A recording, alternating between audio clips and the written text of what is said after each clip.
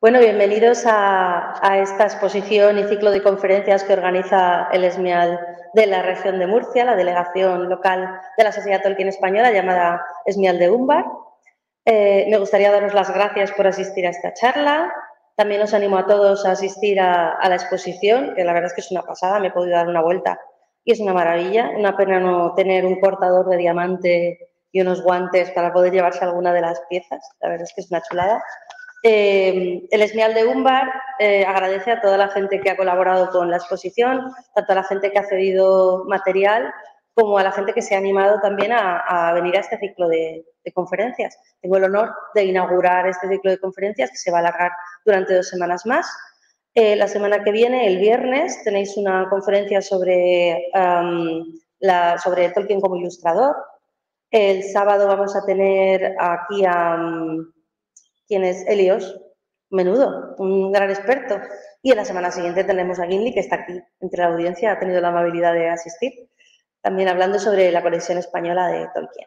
Así que si os gusta Tolkien y sois de Murcia, ya sabéis, Biblioteca Regional de Murcia, en la página web de la Sociedad Tolkien Española tenemos toda la información de los horarios de apertura, de todo de la exposición y también de las charlas. Quería darle las gracias al ESMIAL de Umbar por tenerme en cuenta para este ciclo de conferencias y también quería darle las gracias a la Sociedad Tolkien Española por organizar todas estas actividades con vuestro tiempo libre y con vuestra amabilidad y vuestro amor por la obra de Tolkien. No os voy a dar los buenos días, no sea que me aparezca por aquí Gandalf y se líe a hablar sobre qué significan los buenos días, se autoinvite al té, me traiga un montón de enanos a casa y termine sentada en un pony con una capa prestada y sin pañuelo. Así que vamos a dejarlo en buenas y bien halladas. Os voy a compartir la presentación a la gente que me estáis viendo por Twitch. Hola. La presentación es un tema que ahora mismo es mi campo de investigación primaria, que se titula Faeri es una tierra peligrosa, Tolkien y los cuentos de hadas clásicos. Esta presentación, como veis ahí abajo, pues está patrocinada por el ESMIAL de Murcia, por el ESMIAL de Umbar y también por la Sociedad Tolkien Española. Creo que irá bien si cambio la diapositiva. Vamos a ver. Me dice el ordenador que no.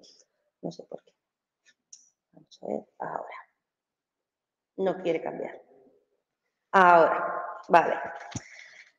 Como Carl Jung formula en esta primera cita, el lenguaje mitológico, el lenguaje de la mitología, es capaz de hablar con, digamos, nuestra sensibilidad más primaria.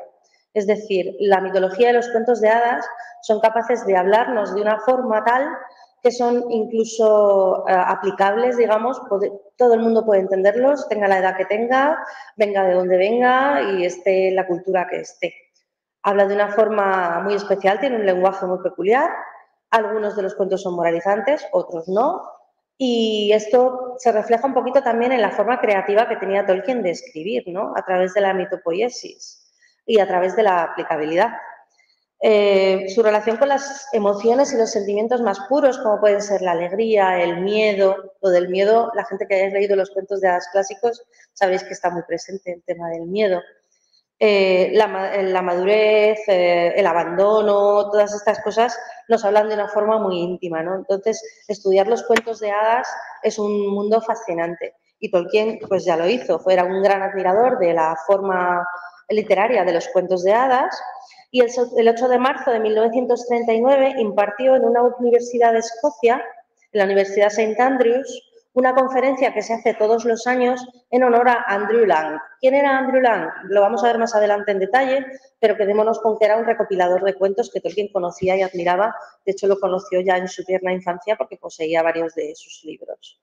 En esta conferencia que impartió se convirtió en un ensayo llamado Sobre los cuentos de hadas, que junto con Beowulf, los monstruos y los críticos, que es otro ensayo de Tolkien, son las dos piezas más importantes que Tolkien produjo a nivel académico, ¿de acuerdo? Ambas charlas, ambos ensayos son aún hoy en día utilizados y referenciados por estudiantes de literatura y de inglés antiguo. Aquí tenemos una pequeña cita que dice: Faeri cuenta con muchas más cosas que con elfos y hadas, con más incluso que enanos, brujas, gnomos, gigantes o dragones. Cuenta con mares, con el sol, la luna y el cielo, con la tierra y todo cuanto ella contiene, árboles y pájaros, agua y piedra, vino y pan, y nosotros mismos, los hombres mortales, cuando quedamos hechizados. Esto quizás suene a los que hayáis leído el maravilloso cuento de Tolkien, El error de Button Mayor, en el que hay una persona que adquiere esa entrada a Faerie y es capaz de experimentar todo lo que vive en Faerie, desde la más enorme alegría hasta el más profundo miedo.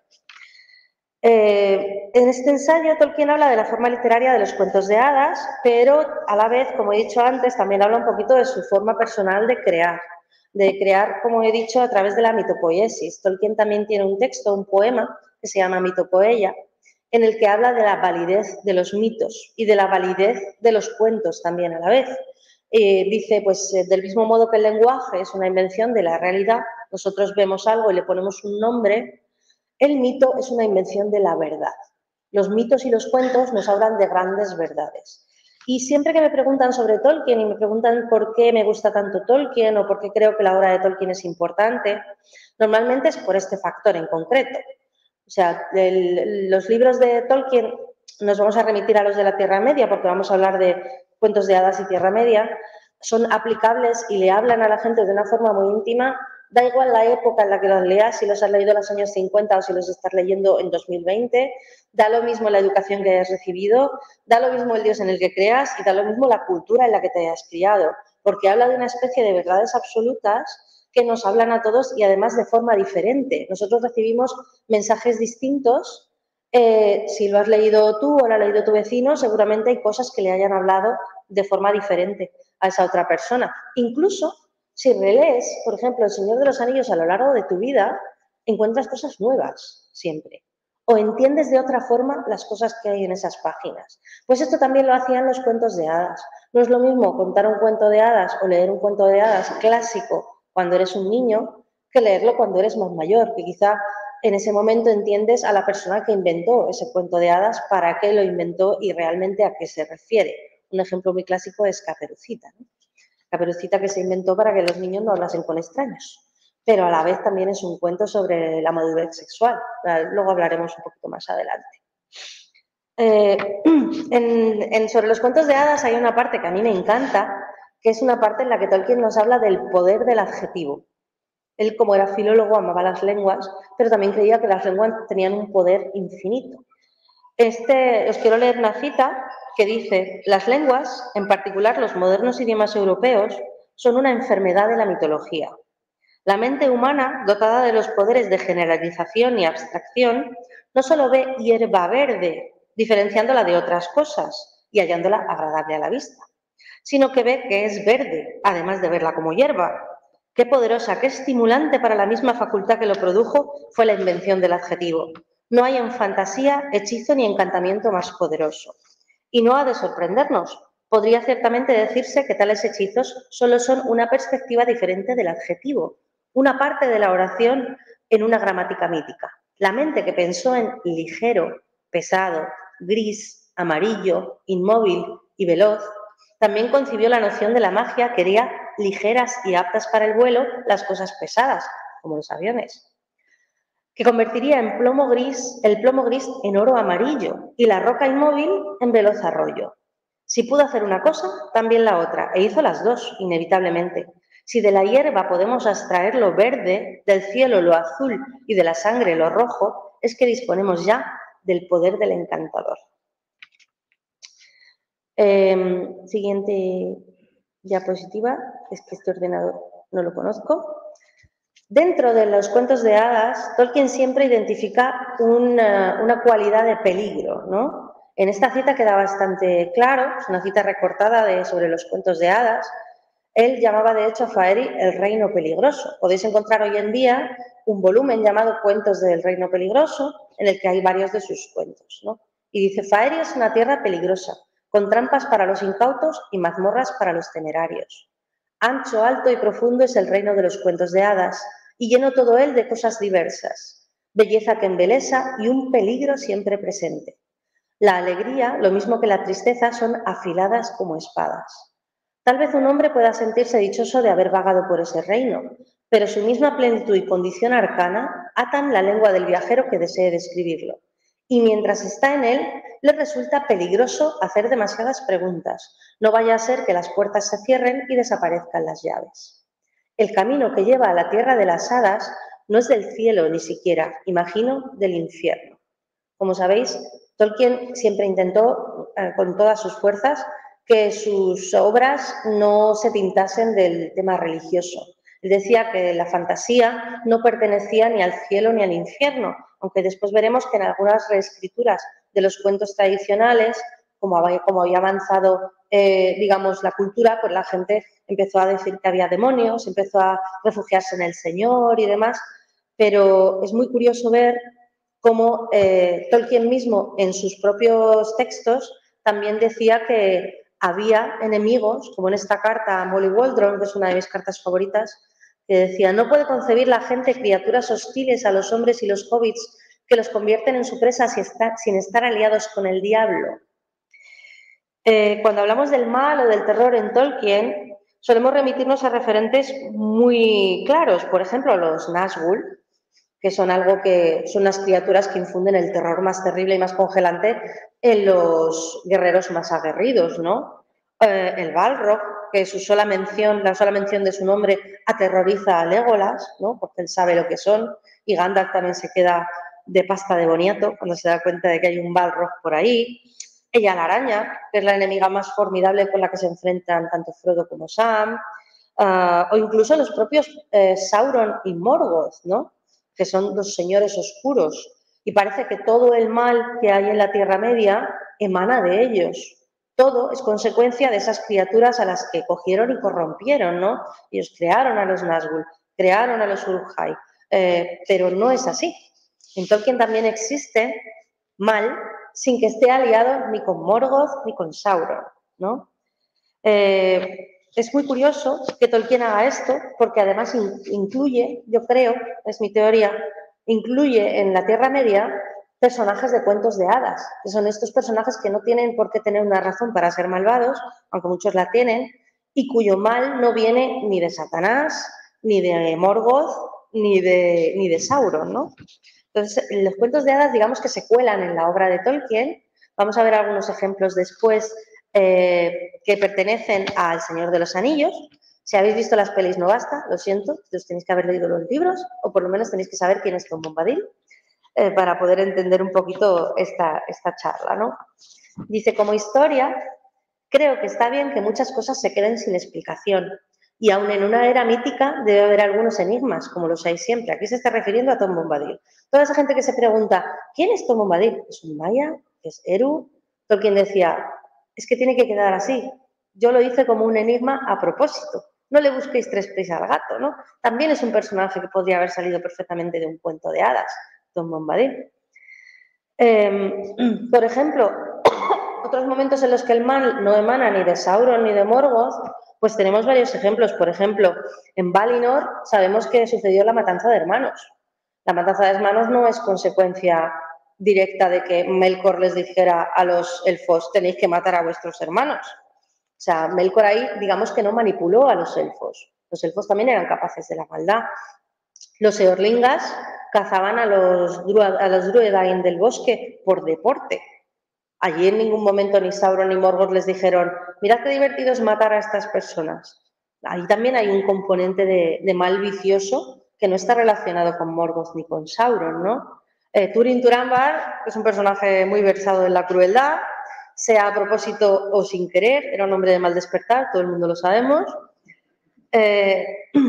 Y en los cuentos de hadas clásicos, bajo la mirada de la gente que los leemos con profundidad, nos damos cuenta de que no hay injerencia por parte de Sauron, por parte del diablo, no hay injerencia, sino que simplemente el mal existe en el mundo y tiene que quedar retratado, ¿no? No tiene por qué haber una razón, digamos, religiosa para ello. Bien, pues vamos a empezar también hablando de... Creo que me he saltado una diapositiva. No, vale. Vamos a empezar hablando de grandes cuentacuentos que Tolkien conoció, leyó, estudió y de los que se sentía muy orgulloso, con los que estaba de acuerdo en muchas cosas, aunque no en todas, Por ejemplo, este señor tan majo con este bigote tan impresionante es Andrew Lang. Andrew Lang fue un señor muy polifacético, fue periodista, fue escritor, fue traductor de Homero, el primer traductor de Homero al inglés, historiador y biógrafo.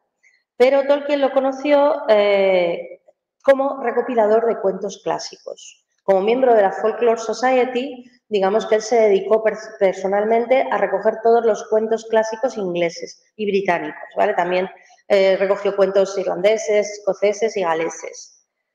Publicó 12 libros sobre estos cuentos, que son los Fairy Books. No sé qué es ese ruido. Como veis aquí, pues están clasificados por colores. Tolkien habla en varios de sus escritos del Red Fairy Book, del rojo, pero como veis hay de todos los colores. Y en todos estos libros pues encontramos muchos cuentos clásicos que luego, si leemos con detalle a otros folcloristas europeos, nos damos cuenta de que estos cuentos viajaban por toda Europa.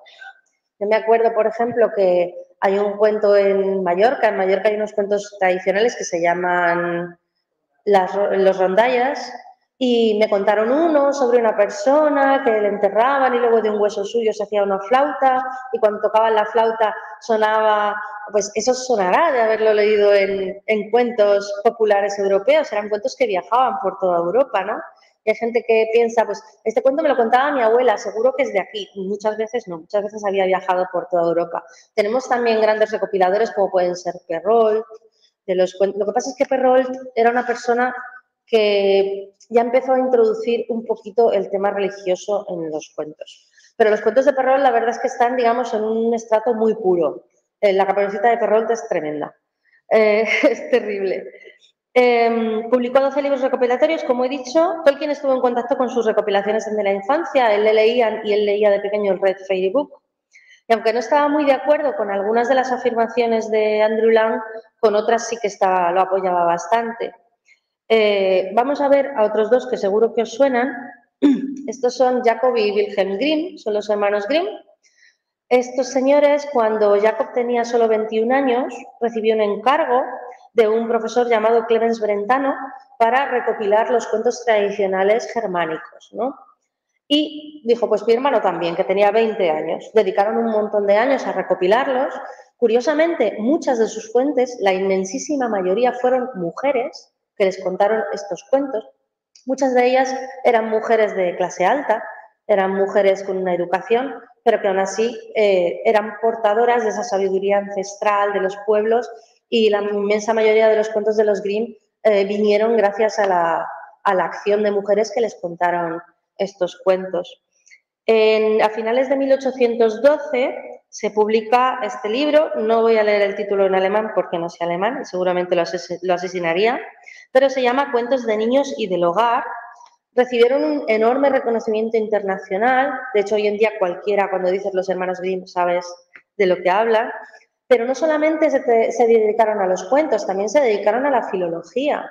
Llegaron a hacer un diccionario etimológico del alemán muy completo, que aún hoy en día es base para muchos estudios.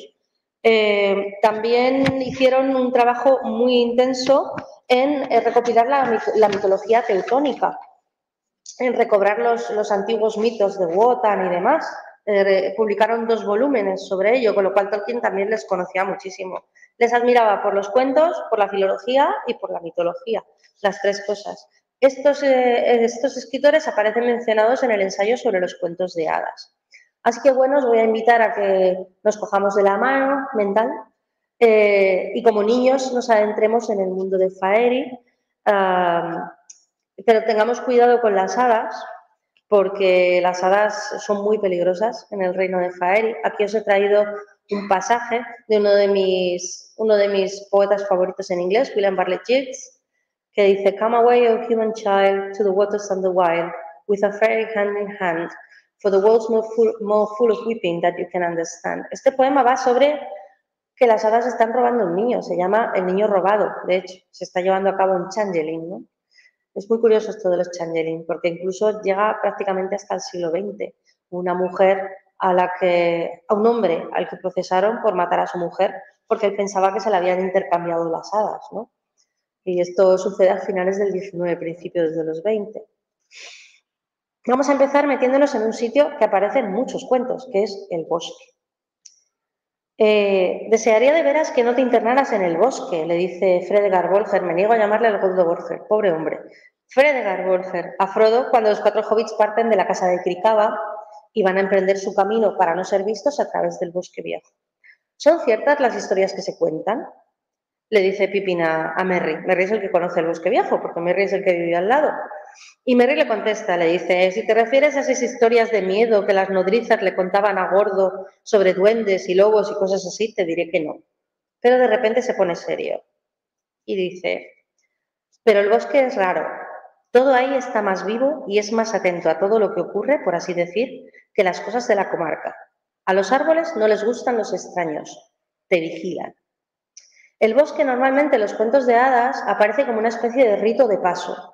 Entras siendo un niño y sales con un aprendizaje, ¿no? Te enfrentas a un gran enemigo dentro del bosque y sales con un aprendizaje. Se me viene a la mente, por ejemplo, Hansel y Gretel.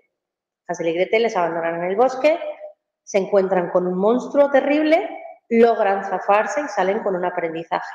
El cuento clásico de Pulgarcito es igual. A Pulgarcito y sus 7 hermanos les abandonan en el bosque, caen en manos de un ogro que tiene un montón de hijas y gracias a un engaño el ogro termina matando a las hijas en lugar de a los 7 hermanos. Pulgarcito le roba las botas de 7 leguas, va a avisar al rey, salva a sus hermanos y además es contratado como consejero del rey, ¿no? Este paso por el bosque les hace madurar, les hace aprender. Y en el bosque viejo a los hobbits les va a pasar algo parecido. Porque además este bosque es un bosque incontrolable, es un bosque que tiene conciencia propia. Es muy antiguo el bosque. Su origen se remonta a los primeros bosques que crecieron en Arda. De hecho, hay una cita muy graciosa del Señor de los Anillos, en la que Bárbaro les dice que una ardilla podía cruzar la Tierra Media de punta a punta sin tocar el suelo. ¿Os suena de algo que os hayan dicho cuando erais pequeños? España antiguamente se podía cruzar de punta a punta. Yo creo que es una cosa de estas que ha viajado por toda Europa. Sí, ¿verdad? Tom Bombadil, cuando van a su casa, les dice que este bosque está compuesto por los padres de los padres de los árboles, recordando la época en la que eran señores. En cierto modo, los Brandigamo han domado el bosque oscuro, porque el bosque viejo, porque el bosque viejo se quiso aprovechar, se quiso encaramar a la cerca, que es una valla que tienen hecha, y ellos talándolo y con fuego y demás consiguieron asustarlo. Y en esa parte lo tienen más o menos domado. Pero durante su camino por el bosque viejo, los hobbits se encuentran pues que las ramas se caen y curiosamente les entorpecen el paso y tienen que ir hacia otro lado, que ellos no pensaban ir. De repente se sienten perdidos, el bosque se vuelve maligno, veis ahí una cita, la malignidad del bosque era ahora todavía más evidente. También Tolkien dice en una de sus cartas al jefe de redacción del Daily Telegraph en el 72, el bosque viejo fue hostil a las criaturas dotadas de 2 piernas por el recuerdo de las muchas injurias sufridas. Al bosque lo describen como abominable, poblado, horrible, pesado, pierden la orientación. De repente se dan cuenta de que marchaban sin rumbo, siguiendo un itinerario que otros habían elegido para ellos, los propios árboles, al este y al sur, hacia el corazón del bosque y no hacia la salida. Merry les había dicho antiguamente, al principio, que el corazón del bosque era un sitio que tenían que evitar, porque era el sitio más peligroso de todo el bosque. Pero el bosque más o menos les va llevando hacia allí, les impide seguir el camino.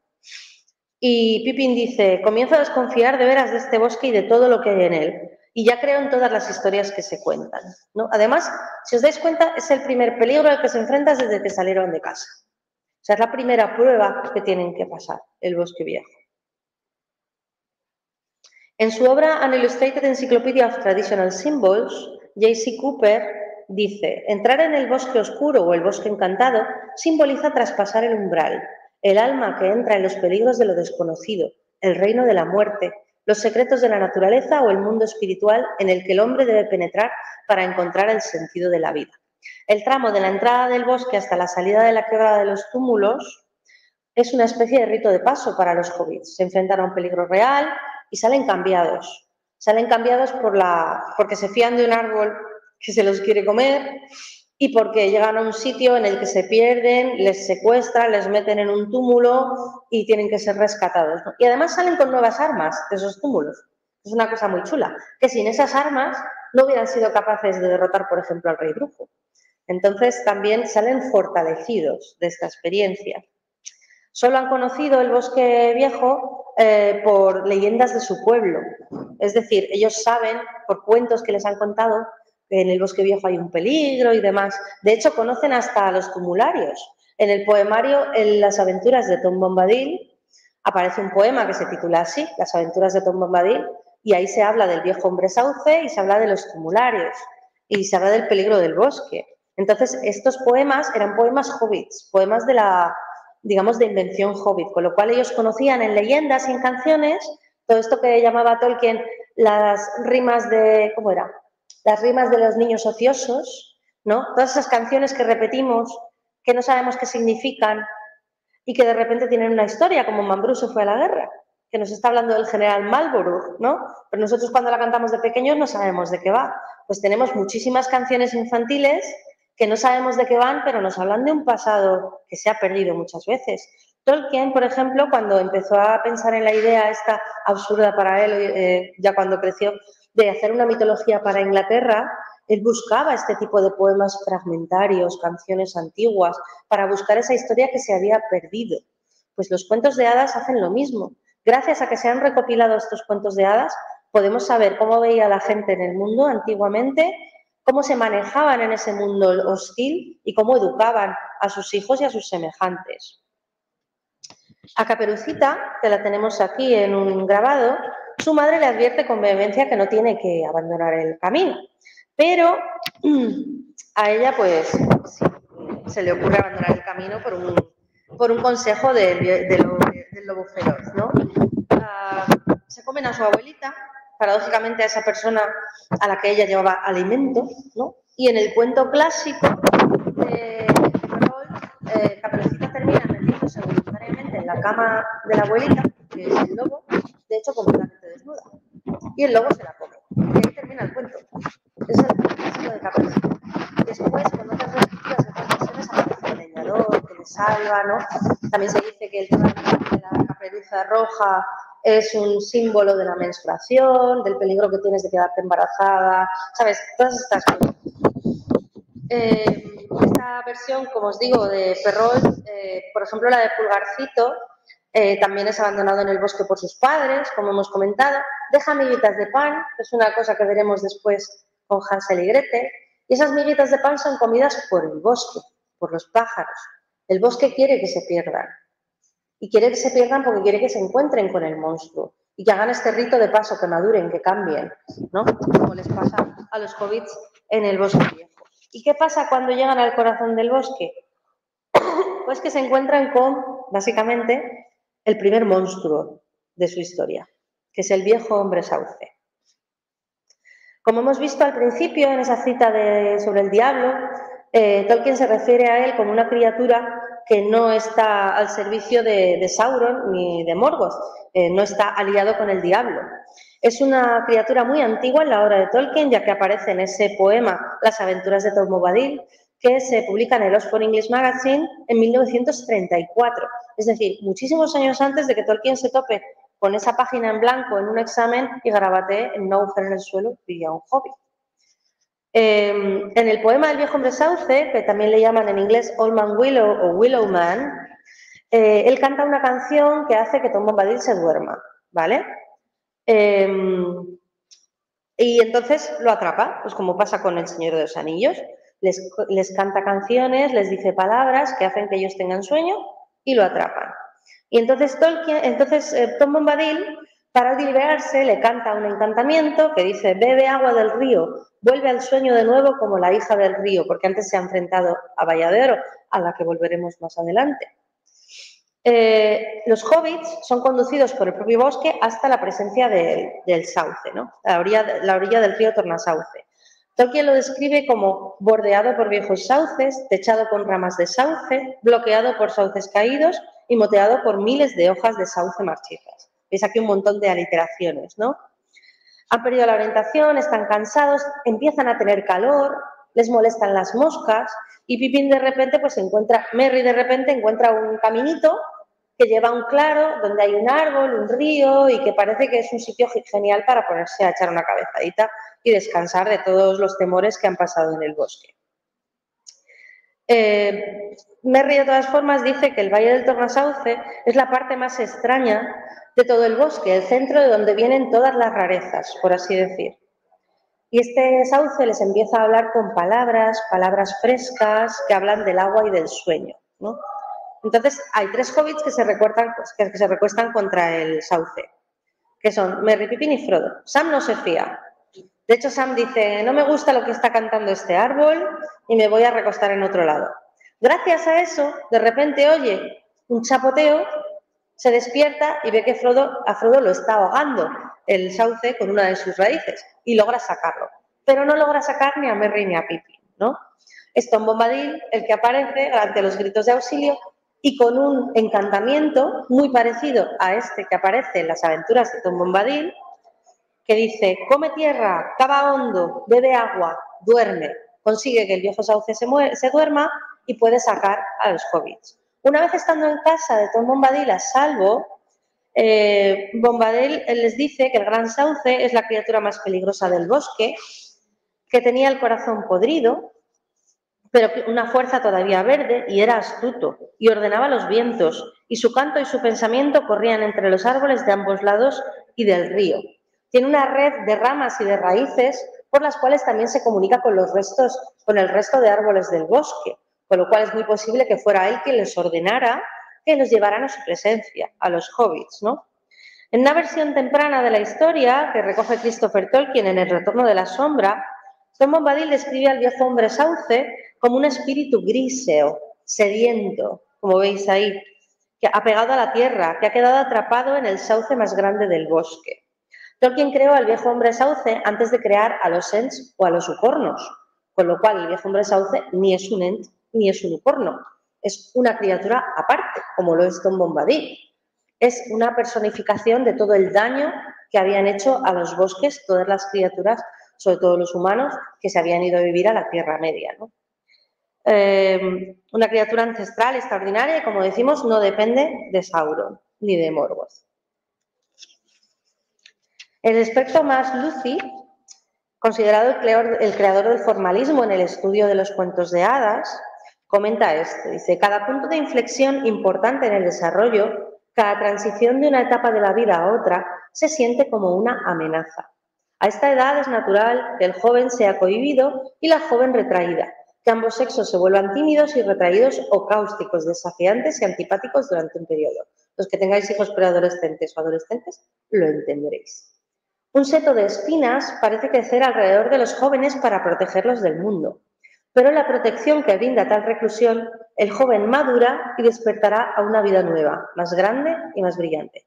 Es necesario pasar por este trance para poder salir más maduro, más brillante, más nuevo. Hay numerosos cuentos de hadas en los que los protagonistas quedan desamparados en un lugar hostil y desconocido, hallan un refugio que les promete todo lo que ellos necesitan. Y, por ejemplo, en el lado amable de este aspecto encontramos a Blancanieves. Blancanieves es abandonada en el bosque, gracias a la piedad del cazador, pues no la asesina, y ella encuentra una casa en la que se puede refugiar y vivir felizmente con los enanitos, o con los ladrones, dependiendo de la versión. También encontramos a Ricitos de Oro, que también encuentra una casa muy acogedora y que está muy bien, pero que está habitada por osos bastante crueles, de hecho. Y también volvemos otra vez pues a Hansel y Gretel, que encuentran exactamente lo que necesitaban en ese momento. Una casa hecha de comida. Y en las versiones, digamos, más recientes del cuento, la casa está hecha de comida. Las versiones más antiguas ellos encuentran comida dentro de la casa. Imaginaos vivir en una casa hecha de galletas, los bichos que habría allí. Sería terrible. Y encuentran una mujer que les alimenta. ¿Pero para qué les alimenta? Para zampárselos. Gracias al ingenio de la hermana consiguen salir de allí y salen con una lección aprendida, ¿no? Un lugar que les promete refugio y protección, comida, pero que realmente lo que les ofrece es peligro y peligro de muerte. Pasa lo mismo con el viejo hombre sauce. El viejo hombre sauce les promete un ratito tranquilo para dormir, para descansar, pero realmente se los quiere jalar. Y ahora, después de conocer al viejo hombre sauce, os voy a presentar a otro monstruo que encuentran en su camino los hobbits, pero que no son los tumularios. Y a lo mejor os sorprende un poquito. Se trata de Valla de Oro. Diréis, ¿Valla de Oro, monstruo?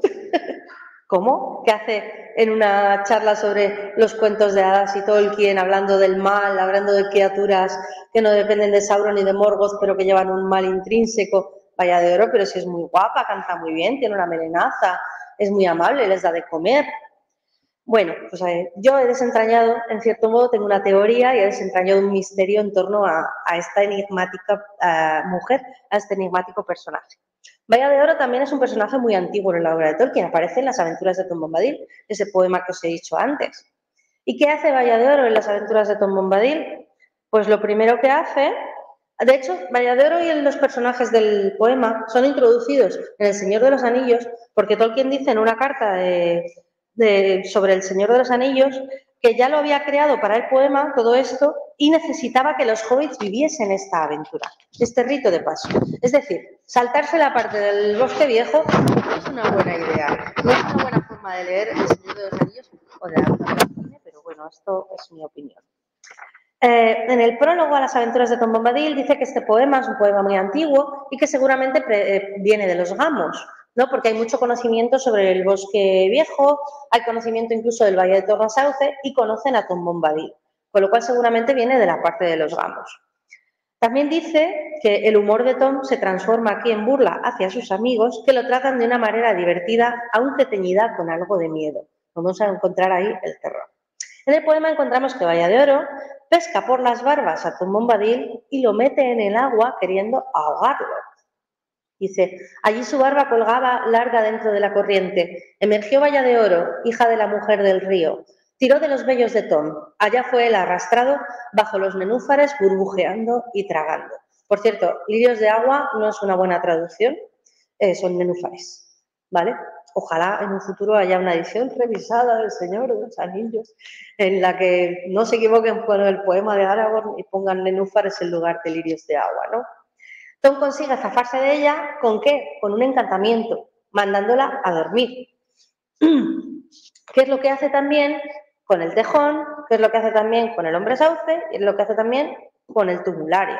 Y es lo que hará en El Señor de los Anillos con el viejo hombre sauce.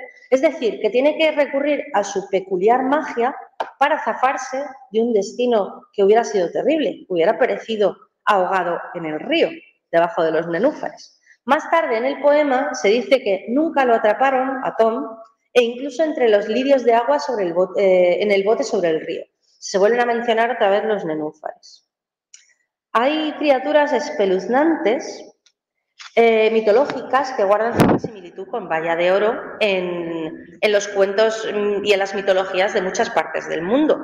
Por ejemplo, tenemos el Bukabú o Bukadú de Cornualles, los Okshiki escoceses, las Mary Morgan bretonas, las rusalcas eslavas, que tela las rusalcas, o incluso algunas náyades griegas que también ahogaban a sus víctimas, ¿no?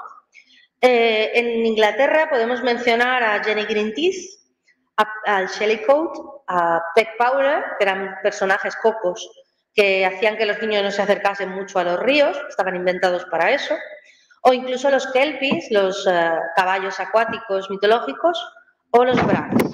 En el Green Fairy Book de Andrew Lang aparece un cuento de origen ruso que se llama El Rey Collata. En esta historia, el Rey Collata, que no consigue concebir un heredero con su mujer, decide irse de viaje para conocer todo su reino, ¿no? Y se va de viaje durante bastantes meses. Era un rey que tenía una barba muy larga, que le llegaba a las rodillas, y él estaba muy orgulloso de su barba. Pues ya de vuelta hacia el palacio, hay un día muy caluroso, entonces él decide acampar. Y le entra una sed terrible. Entonces va a buscar un sitio donde poder beber. Y encuentra un pozo de agua cristalina, fresquita. Dice, bueno, pues voy a coger la copa que hay en el fondo y voy a beber. ¿Qué pasa? Cuando él coge la copa y la levanta, la copa está vacía. No consigue utilizar la copa para beber. Esto también os sonará un poquito de Harry Potter, y de Dumbledore queriendo beber con la concha y estas cosas. Entonces él lo que hace es sumergir la cara, barba y todo, dentro de la corriente y pega unos tragos de agua que se queda divino. ¿Qué pasa? Que cuando quiere sacar la cabeza es incapaz. Hay una criatura que le está agarrando de las barbas. ¿Y esta criatura qué es lo que le pide a cambio de dejarle libre? Pues una cosa que aparece una y otra vez en los cuentos populares europeos. Que cuando vuelva a casa, si encuentra algo nuevo, se lo dé. ¿Qué pasa cuando él vuelve a casa, al palacio? Que su mujer ha dado a luz y ha dado a luz a un niño. O sea, es un tropo que os vais a encontrar muchísimo y que incluso el propio Andrei Sapkowski adapta para los niños de la sorpresa de los brujos, ¿no? Esta maligna criatura, como digo, pues le agarra de las barbas. Pero es quizá en una criatura de la mitología germana y escandinava donde encontramos la mayor similitud con un personaje como Valla de Oro. Se trata del Knocker o, más concretamente, de las Nixes. No, esto hay dos diapositivas que están mal, luego vuelvo a esta. Están desordenadas. ¿Qué es un Knocker? Pues un Knocker es una criatura mitológica, nórdica y germánica de las aguas. Vive en cualquier tipo de agua, en los ríos, en el mar, en los arroyos o incluso en pozos. Normalmente se le describe como un hombre anciano que está desnudo, pero que está vestido con sus barbas, que vive en soledad y es muy cruel y ávido de sangre. En contrapartida, algunas de las versiones femeninas del Knocker, que son las Nix, son algo más amables e incluso en algunos cuentos tradicionales terminan casándose con hombres humanos. Les gusta mucho danzar y bailar, de hecho salen del agua y van a las fiestas de los pueblos y se las puede reconocer porque el bajo de su vestido siempre está mojado, ¿no? Ellas son más bellas que sus padres, por supuesto. Aunque se dice también que son criaturas cambiantes, que pueden cambiar de aspecto o de sexo a placer. Se dice de ellas que eran consideradas como criaturas de belleza cautivadora, sentadas al sol, junto a las aguas, peinaban sus largas y rubias cabelleras. La cabellera de Valla de Oro es mencionada varias veces en El Señor de los Anillos como larga, dorada y hermosa. Algunas veces se dejaban ver por los mortales, quienes quedaban como enloquecidos y eran arrastrados al fondo de las aguas, como le pasa a Tom Bombadil cuando va a ver a la hija del río. Los Nixes son algunas veces espíritus bienhechores que ayudan a los hombres, aconsejándoles y anunciándoles el porvenir. Especialmente lo hacen las Nixes o Nixinas, que ante todo encantan a los hombres con la dulzura de su voz. A Valla de Oro se la oye cantar en El Señor de los Anillos, y que frecuentemente en las leyendas contraen matrimonio con ellas. Esto es de un libro fantástico de Félix Jaulle-Dausà que se llama Diccionario Universal de Ángeles, Demonios, Monstruos y Seres Sobrenaturales, que junto al Diccionario de las Hadas son dos obras complementarias que os recomiendo a todos. En El Señor de los Anillos, como hemos dicho, se menciona la larga cabellera de Valla de Oro. Canta, se va a hacer su limpieza de primavera en un momento. Y también, pues como hemos visto, arrastra a un mortal. Tom Bombadil no lo tenemos muy claro si es mortal, pero la arrastra al fondo del río. Como hemos dicho, era un gran conocedor de la obra de los hermanos Grimm, Tolkien, y en las recopilaciones de cuentos de los hermanos Grimm encontramos dos cuentos con Nixes, y ambas Nixes son malvadas. El primer cuento, que se llama La Nix del Estanque, que incluso Andrew Lang incluye en el Yellow Fairy Books, con el título de Nix. Aquí a la izquierda veis una ilustración de Henry Justice Ford, que es fantástico, que ilustró los cuentos de Andrew Lang. Hay un molinero que no consigue que el molino funcione y entonces hace un trato con la Nix del lago y la Nix del lago le dice: la primera cosa que nazca en tu casa me la tienes que traer. ¿Os suena? Él pensaba en un pollito, un gatito, pero cuando vuelve a casa la mujer ha dado a luz y tiene un hijo. Las mamás del público se están indignando mucho. ¿En qué cabeza cabe? Él lo que hace es esconderlo durante un tiempo, pero hay un momento en el que él es cazador, tiene que limpiar una piel, se acerca al lago y la Nyx lo coge. Y él está casado, la mujer ruega por él, bueno, hace unas cuantas cosas que le aconseja una bruja y al final pues son liberados los dos sin memoria y se vuelven a encontrar como pastores y hay una canción que ella tocaba en una flauta para que el marido saliera del agua, que el marido toca con la flauta y ella la reconoce y les vuelve la memoria y se vuelven a juntar, ¿no? Pero esta Nyx lo que quería era eso, secuestrar a este niño. En el cuento 79, la Nyx del agua, ella esclaviza a unos niños que estaban jugando cerca de un pozo y mientras estaban jugando, pues a él se cae en el pozo. Entonces, ella dice que no los va a liberar y les hace hacer trabajos que son imposibles. Dice, cuando terminéis estos trabajos yo os liberaré. Como por ejemplo es llenar un barril que tiene un agujero en el fondo o cortar un árbol con un hacha completamente roma, ¿no? Bueno, los niños luego inventan ciertas cosas y consiguen liberarse de la Nyx, pero como veis la Nyx no tenía muy buenas intenciones. Aunque la conexión más sorprendente entre los Nyxes o los Nokken y Valla de Oro reside en su afición por los lirios de agua o nenúfares. Ahora sí, va a esa diapositiva que estaba descolocada. La primera vez que los hobbits ven a Valla de Oro, se cuenta, en el extremo opuesto de la habitación, mirando a la puerta de entrada, estaba sentada una mujer. A sus pies, en vasijas de cerámica, de color pardo y verde, flotaban unos nenúfares, de modo que la mujer parecía entronizada en medio de un estanque. Pero antes de que pudieran decir una palabra, la joven saltó ágilmente por encima de las fuentes de nenúfares y corrió riendo hacia ellos. Y mientras corría, la túnica verde susurraba como el viento en las riberas floridas de un río. En el poema se especifica que a Tom no lo cogieron nunca entre los nenúfares. Cuando Tom les salva del hombre sauce, ha ido a recoger nenúfares, los últimos nenúfares de la temporada, para su mujer. Y la madre de Valla de Oro, la mujer del río, o su padre, porque eran cambiaformas, yo no digo nada, también se queda suspirando entre los nenúfares, ¿no? ¿Qué conexión hay entre los Nokken y los nenúfares? Pues bien, los Nokken utilizaban los nenúfares como cebo para que, por ejemplo, si pasaba por el bosque un hombre que tenía una novia, quería regalarle una flor bella, pues iba a coger el nenúfar y ellos tiraban del nenúfar y lo atrapaban. O una chiquilla que pasase por allí, viese esa flor tan bonita y se la quisiera poner en el pelo, pues lo mismo, al agarrar el nenúfar, tiraban del nenúfar, como vemos en esta maravillosa pintura de Theodor Kittelsen, que tiene varias obras sobre los Nokken, y la atrapaban y la ahogaban y la llevaban al fondo del río para comérsela, porque tenían una afición muy rara, ¿no? Que los Nokken eran antropófagos.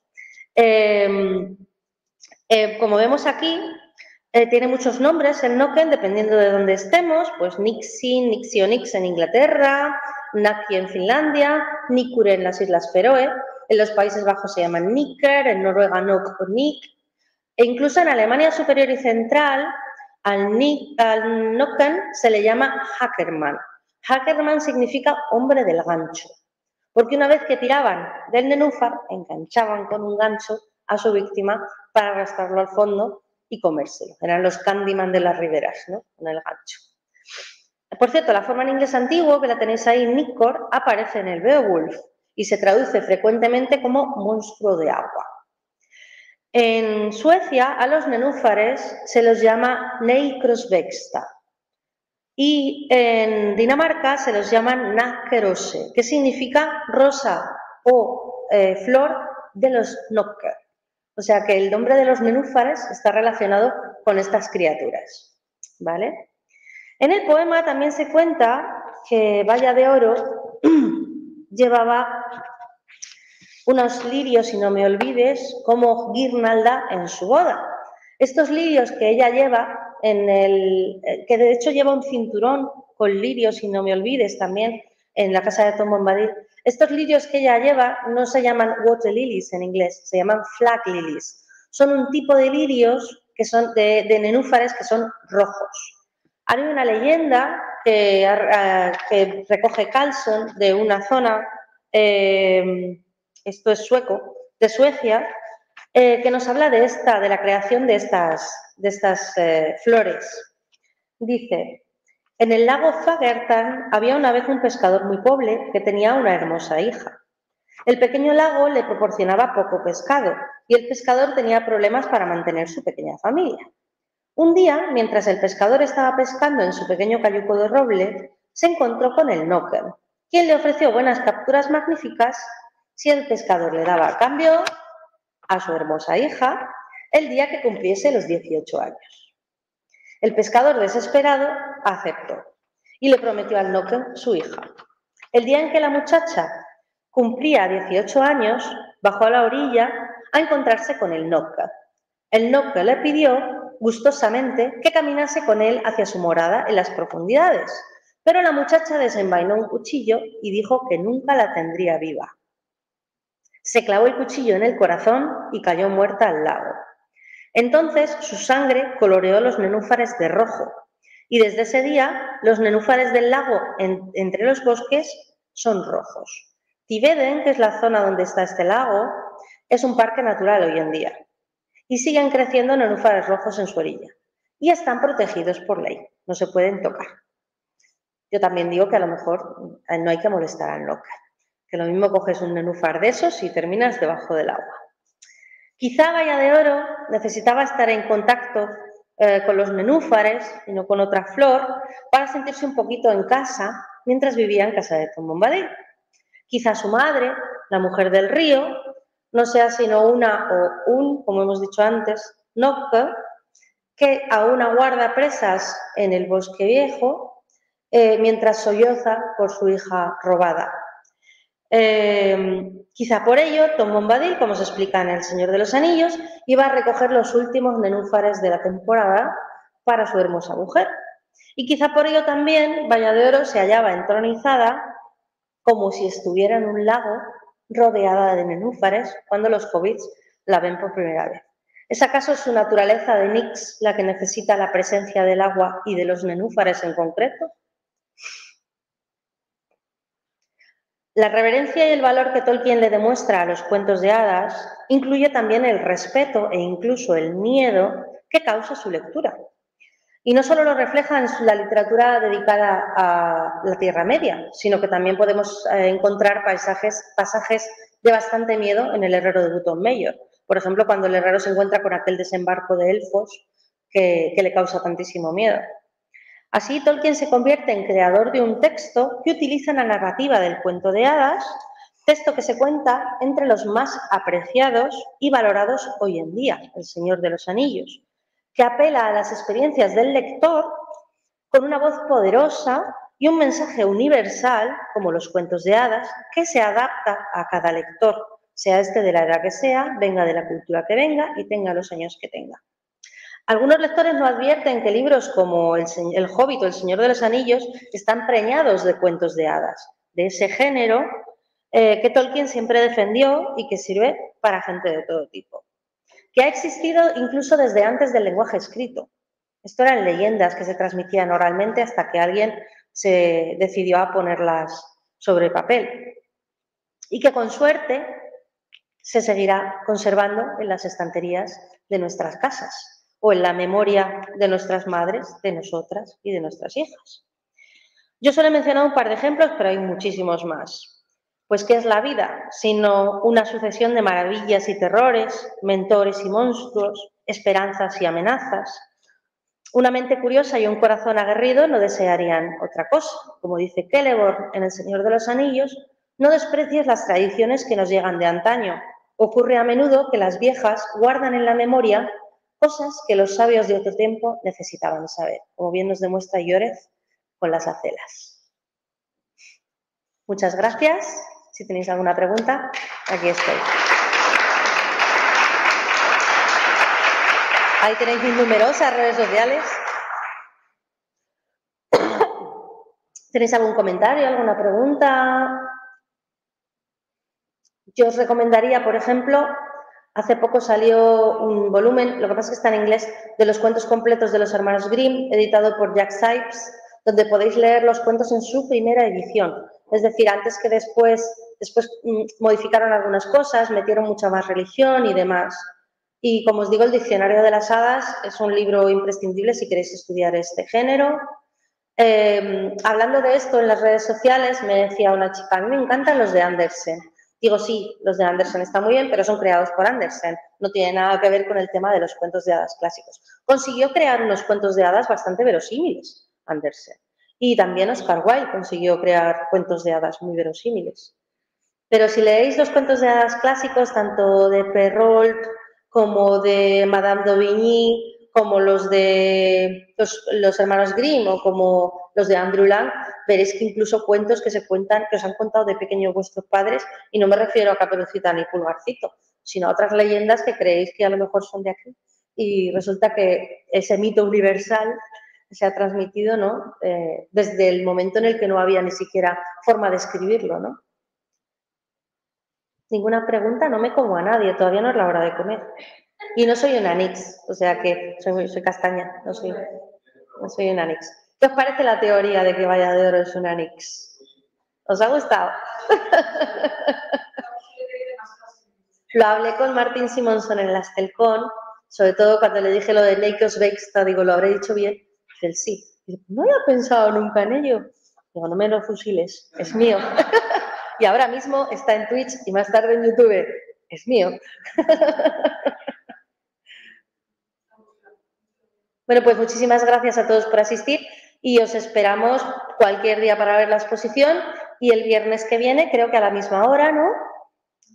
No, a las 7:30 de la tarde para escuchar a María Jesús Lanzuela es el ERCALA para nosotros, con una charla sobre Tolkien como ilustrador. Ella es historiadora del arte, así que os va a dar una presentación maravillosa, seguro. No sé si hay alguien en Twitch que tenga alguna pregunta, si Bárbara me las puede pasar, pero si no, pues ya hemos terminado. Bueno, ahí se me levanta una mano. Cuéntame.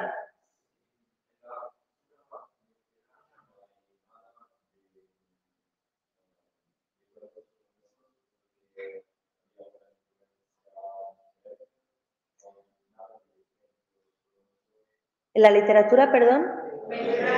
Mediterránea. Sí, mira, por ejemplo, lo que te he dicho del cuento de las... Sí, ha preguntado que si en la literatura mediterránea no hay ningún ejemplo como estos que he dado yo ahora mismo. Sí que los hay, porque como he comentado, viajaron por toda Europa estos cuentos, que hay más Mediterráneo que las Islas Baleares. Y tenían ese cuento de... Y la flor romanial, que es también otra rondalla. Aparecen las donas daigo. Aquí en España, por ejemplo, tenemos muchos personajes mitológicos que están asociados al agua. Están las lavandeiras, están las mouras en Castilla también, que estaban atrapadas en fuentes, que tenías las llanas. Sí tenemos criaturas del agua interesantes, sí. Sí. Sí que hay ejemplos de este tipo.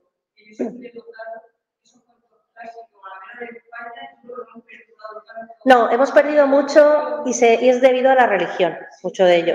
Los que no pudieron adaptar y meter la creencia de Dios o el niño Jesús o tal y cual, muchos de ellos fueron muy duramente reprimidos por la religión y entonces hemos perdido la mitología de gran parte de España. Se conserva mucho más en el norte que, por ejemplo, en la meseta. Pero yo os recomendaría, por ejemplo, hay un libro en el que Jesús Calleja colabora con Tomás Hijo, que es uno de nuestros socios, que es grabador, que es sobre las criaturas mitológicas de Castilla y León, que a mí me sorprendió mucho porque yo pensaba que en mi tierra prácticamente no había nada y sí que hay cositas. Sí, porque como también la orografía ha ayudado mucho. El tema de que fueran pueblos más aislados entre sí y demás, yo creo que ha ayudado bastante. Igual que, por ejemplo, en Inglaterra, cuentos populares ingleses, encuentras algunos, pero en Escocia hay muchos más y en Irlanda hay muchos más y criaturas mitológicas hay muchas más, pues ha pasado lo mismo. Fue la represión sobre todo de la Iglesia la que lo provocó.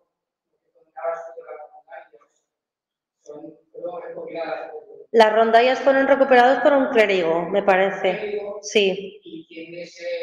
Y tienen el toque este divino de... Sí, son 20 tomos recopilados.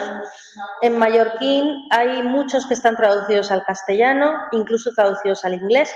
De hecho, cuando en la Astelcon que vino Tom Shippey, él estaba muy interesado en los cuentos populares, me dijo que si aquí en España había alguna cosa así de cuentos populares y yo le envié un tomo en inglés de las rondallas mallorquinas porque para que viera eso, cómo habían viajado por toda Europa los cuentos. Dime, Carol. El Oulamu. Oulamu es una pintura de Tolkien. Oulamu es un búho que da bastante miedito. Oulamu. Eso os lo contará seguro María Jesús el viernes, porque es una de sus ilustraciones favoritas, la de Oulamu. Sí, igual que la mano y la cortina, eso tan tremendo que era una pesadilla que tenía Michael, creo que era Michael. Eso os lo contará seguro y en detalle María Jesús Selercala, fijo, porque le encanta. Igual que del libro de Ishnes, que es una cosa muy chula. Dime.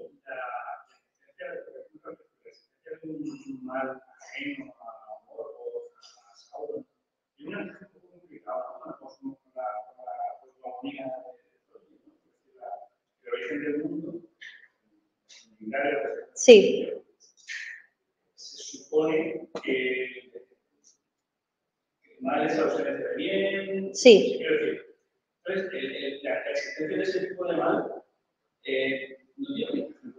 Me pregunta si la existencia de ese, luego para los chicos de Twitch, me pregunta si la existencia de ese tipo de mal tiene una cosa, o sea, es complicada de encajar en la cosmogonía de Tolkien.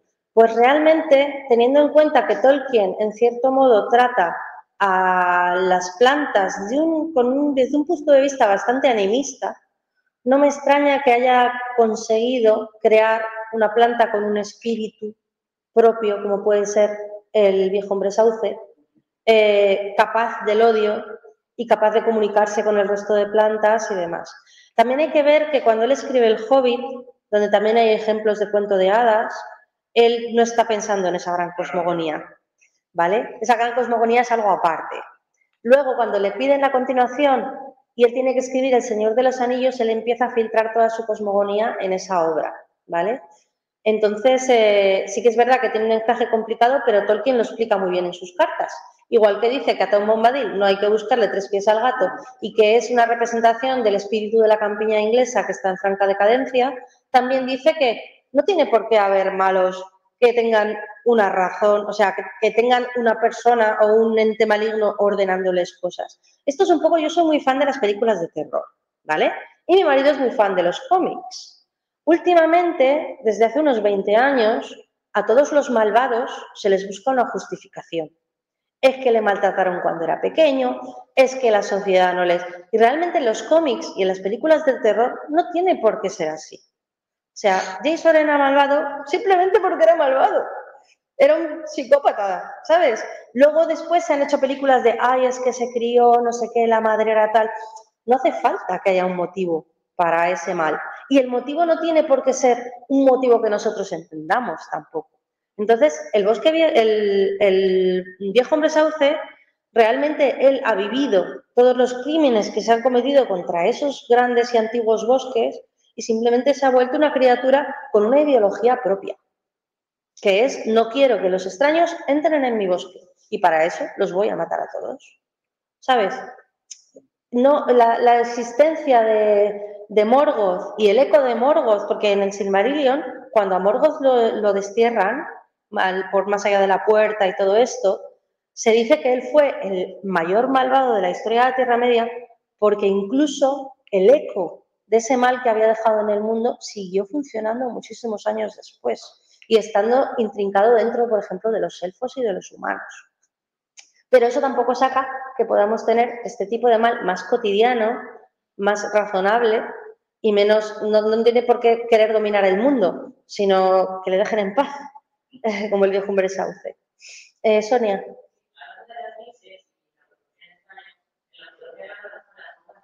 Las mozas del agua en Cantabria. Sí.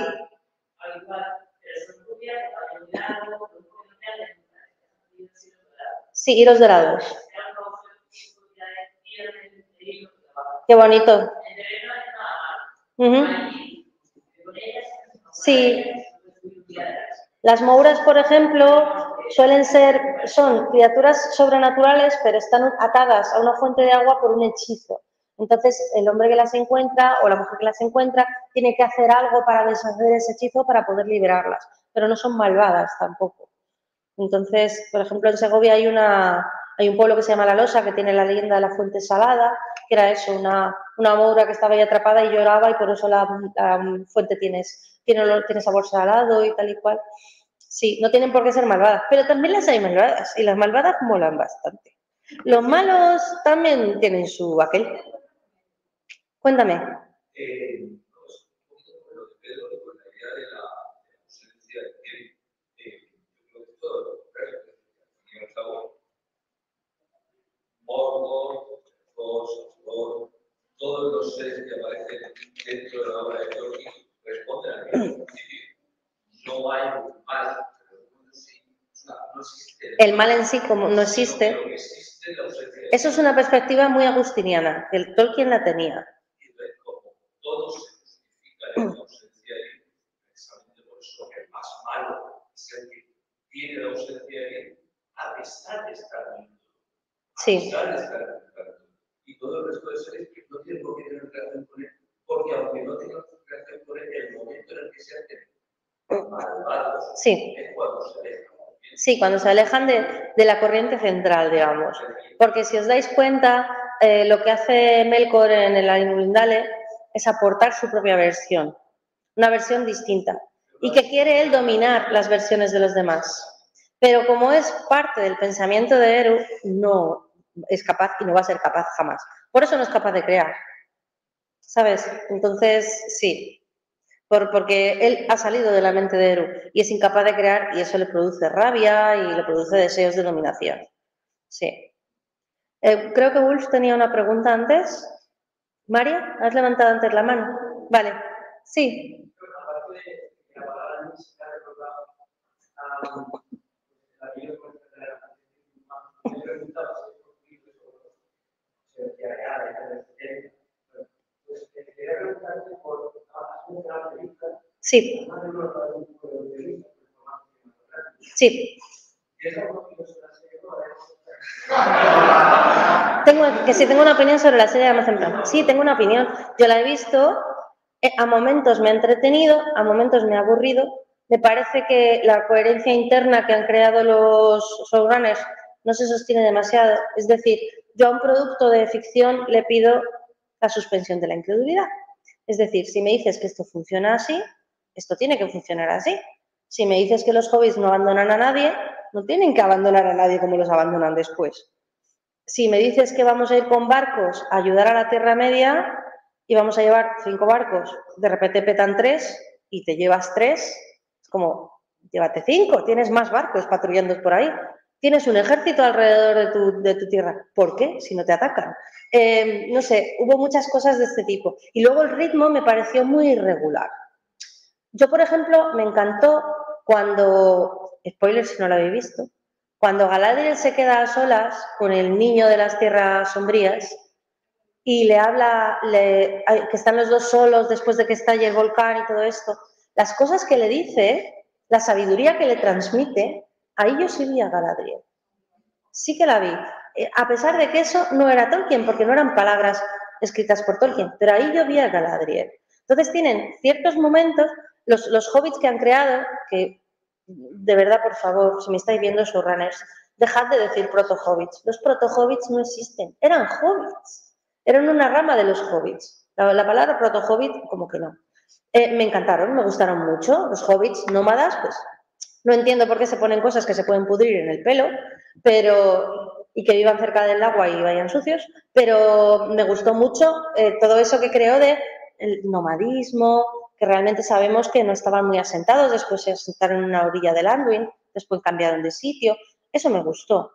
No me gustó cosas como que le digan a Galadriel, pues te vas a Valinor. Te estás cargando gran parte de la cosmogonía de Tolkien, cositas así. Pero las incoherencias es lo que más me sacó de la serie y lo que más me impidió de que disfrutara de ciertos momentos.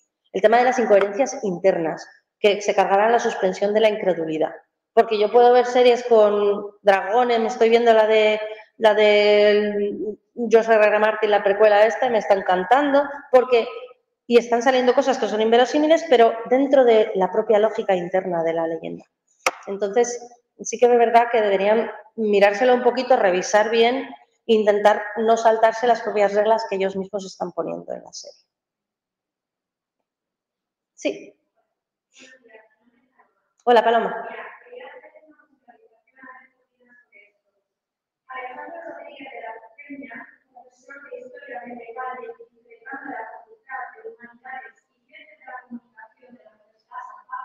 Tiene muchos más títulos que yo.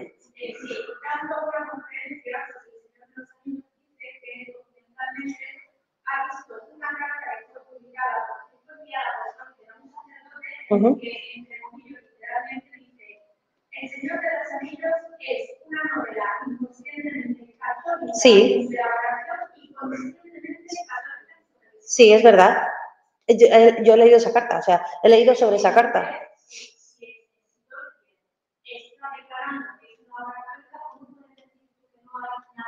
Me refiero a que no hay religión en la propia novela.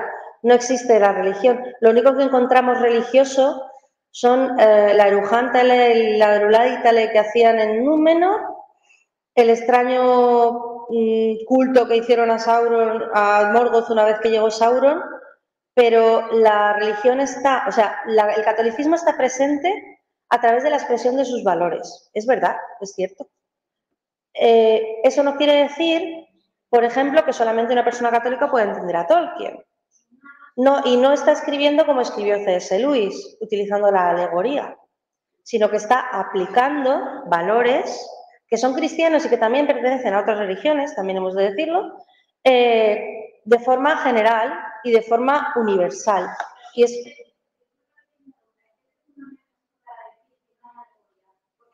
Tolkien mismo lo dijo, Tolkien odiaba la alegoría, la odiaba. Y repitió en muchas de sus cartas que su obra no es alegórica y que detesta la alegoría.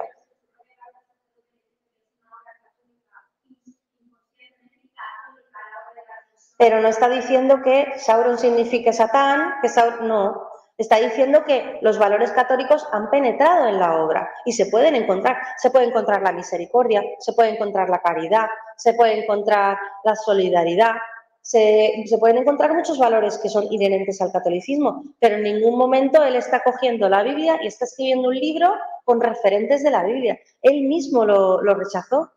Él mismo en cartas suyas lo rechazaba. Y de hecho, en C.S. Lewis se ve muy claramente que es una obra alegórica, Aslan es Cristo, clarísimo, él mismo lo dice y además se ve de una forma muy patente, a poco que sepas del catolicismo, pero en Tolkien ha utilizado, o sea, una persona hindú se lee El Señor de los Anillos.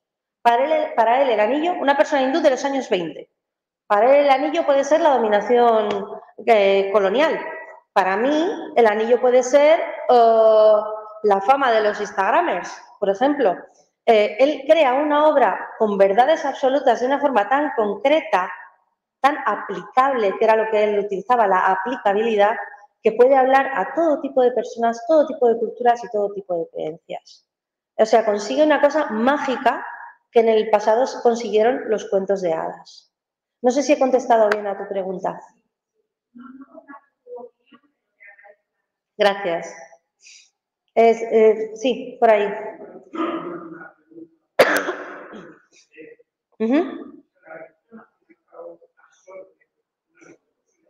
Sí. Sí. En España lo vemos muy claro, el hecho de cómo, lo voy a decir para Twitch, para que la gente se entere de lo que me está diciendo usted, que la religión absorbe aspectos de la mitología y aspectos de las creencias antiguas. Lo vemos en España muy claro con el tema de la dulía. Nosotros tenemos santos y vírgenes de cosas por todos lados. ¿Por qué? Porque muchas veces eran dioses más antiguos, podían ser romanos o podían ser incluso más antiguos, que se adaptaron sus historias al catolicismo para que la población aceptase el catolicismo de forma más fácil y más cercana. Pasa también en Iberoamérica. Sí, siga usted.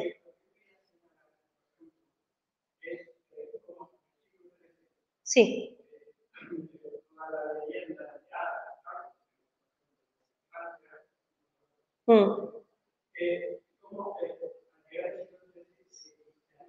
Sí. Sí. Lo que hace es imponer una barrera aislada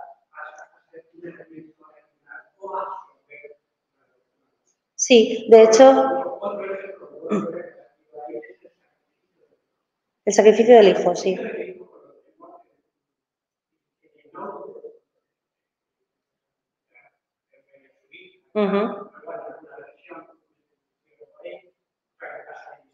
Sí, pasa en Isaac, sí. Me contó un chiste un judío una vez súper gracioso sobre el tema de Isaac y Abraham. Algún día os lo contaré. Pues le dice Dios a Abraham, Abraham, tienes que llevar a tu hijo Isaac a lo alto del monte y lo tienes que sacrificar en mi nombre. Coge a Abraham a Isaac, lo lleva a lo alto del monte, lo tiende en el monte. Dios, en tu nombre sacrificaré a mi hijo, y escucha de repente la voz de Dios que dice, veo que estás dispuesto a sacrificar a tu hijo, así que te perdono, no hace falta que lo sacrifiques y tal. Y Abraham, todo contento, se vuelve para casa y el hijo tumbado dice, menos mal que soy ventrílocuo. Este chiste me lo contó un judío, y es muy bueno.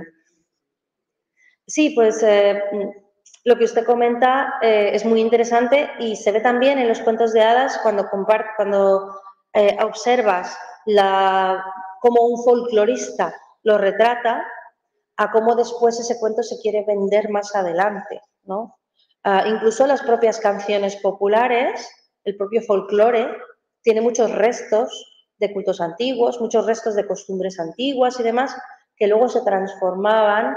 Se decía que esta colina, pues por ejemplo en mi tierra hay una montaña que le llaman la mujer muerta porque parece una mujer tumbada, tal. En un principio la leyenda era de Hércules, que había conocido a una mujer muy hermosa que murió y talló la tal, y hoy en día pues se cuenta muchas veces con tintes religiosos, de sacrificio de la madre entre los hijos y cositas así. Pero bueno, Tolkien en sí consiguió, según yo lo veo y según él mismo lo dice en sus cartas, crear una obra, además es que es prodigiosa, porque como os digo, con la edad cambia, que no depende de unas creencias en concreto, ¿no? Y consiguió que en su obra no hubiera religión ninguna, que sus personajes no tuvieran religión, que no le rezaran a Eru. Sí, los elfos de vez en cuando se acuerdan de Elbereth, porque fue la que encendió las estrellas y gracias a eso ellos despertaron. Sí, en Númenor hacían estas especie de festividades muy extrañas porque prácticamente nadie podía subir al Meneltarma, solamente el rey, no se sabe muy bien lo que hacían y no se sabe si Eru les escuchaba, porque Eru hacía oídos sordos la mayor parte de la historia. Él había creado el mundo, la canción había sido cantada y tenía que ser cumplida. Solo entra en juego una vez o dos veces que yo sepa, incluso los Valar. Pero básicamente crea una mitología interna, una mitopoiesis, de una forma tan magistral que también es un eco de los cuentos de hadas que consigue hablarnos a todos, ¿no? Señor Tejón.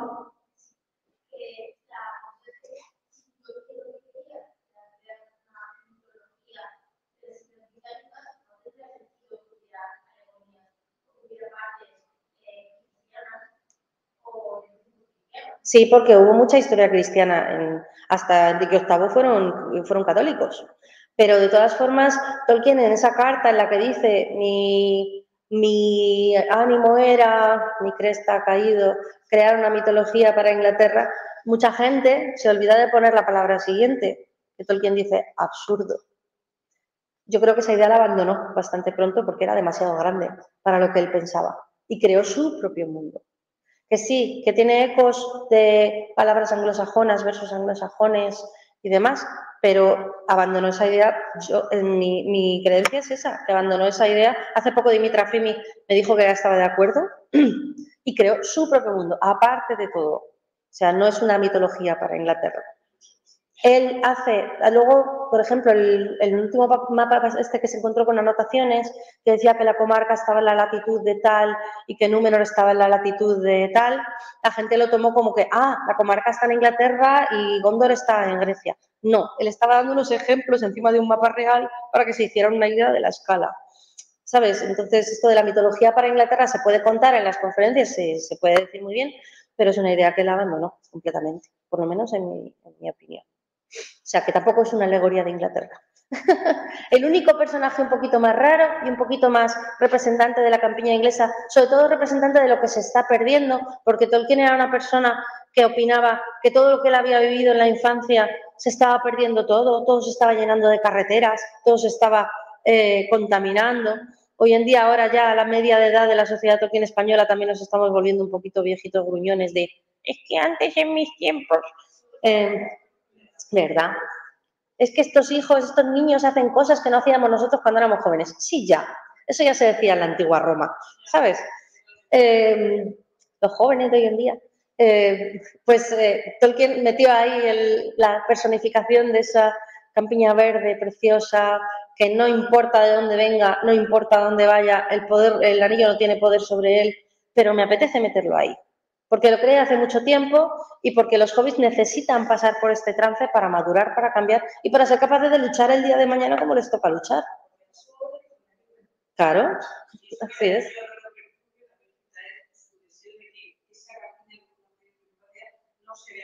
Claro, no se vea perturbada. Sí, y esa imagen también se conserve en lo que él ha escrito. Entonces, no os preguntéis más quién es Tom Bombadil, porque Tolkien dijo, ¿qué más da? Tiene que haber enigmas en los cuentos y no pasa nada porque los haya. ¿Sí? Sí.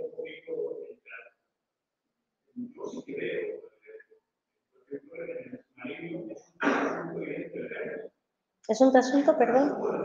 Uh-huh.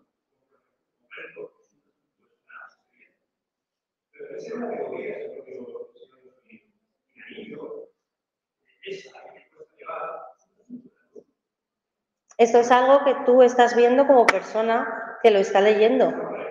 Yo puedo leer El Señor de los Anillos y a mí como a Satruar, pues el Ainulindale me parece, pues cuando despedazaron a Ymir y crearon la Tierra Media, puedo ver que el anillo puede ser un trasunto de Gungnir o incluso un trasunto del tema de los Nibelungos.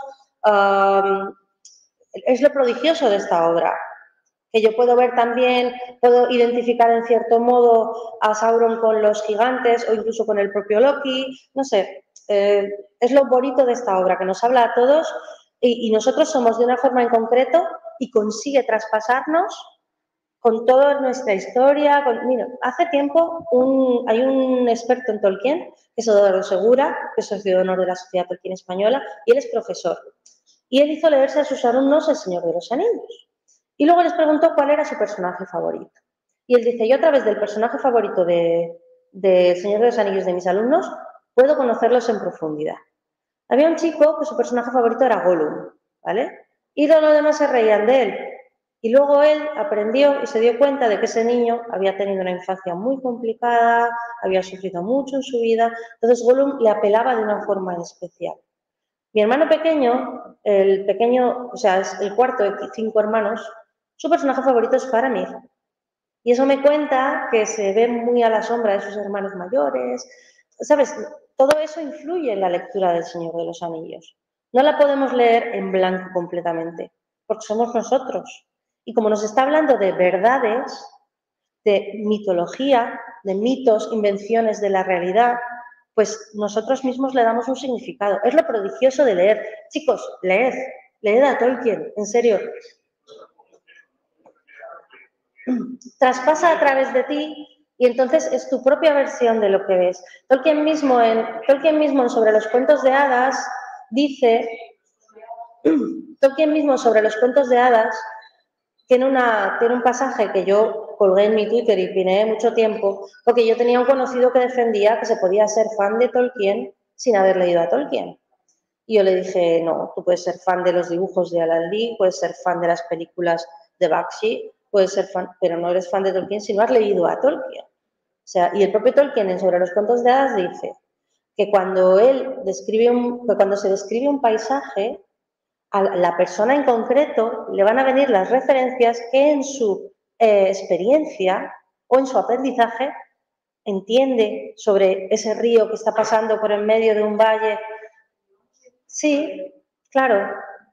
Está escrito de tal forma que cualquier persona puede interpretar con su experiencia, con su creencia, con su inteligencia, con sus aprendizajes, lo que está ahí escrito. Y se puede sentir identificado incluso con personajes, a lo mejor con uno cuando eres pequeño y con otro cuando creces más. Y entiendes mejor a Denethor cuando eres padre y tienes responsabilidades, este tipo de cosas, ¿no?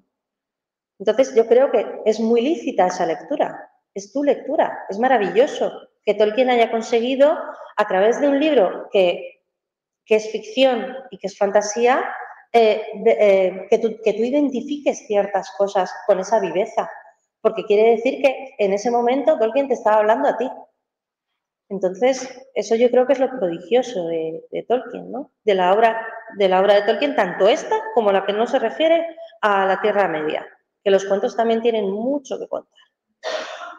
La lectura de Hoja de Nigel es trascendental. ¿Alguna preguntita más?